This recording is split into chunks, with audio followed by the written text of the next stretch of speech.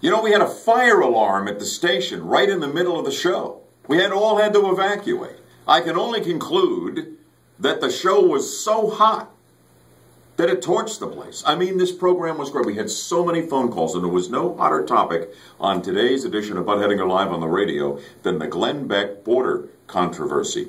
Glenn Beck, using his own resources, is packing a tractor trailer full of food, teddy bears, and soccer balls, and taking it down and going with it to the border with Mexico to tend to the needs of those thousands and thousands of unaccompanied kids who streamed across the border from Central America, believing, as per the message and the propaganda put out by the Obama regime, that if they get to America, they'll be allowed to stay here.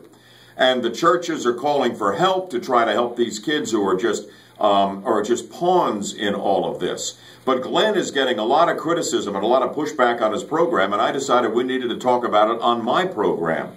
I believe Glenn Beck is absolutely a genuine humanitarian. I know the guy. I've met him. He's got a heart as big as gold, and he's doing this for all the right reasons. But I also raise the issue under the category of unintended consequences, and I think it's a legitimate question to raise.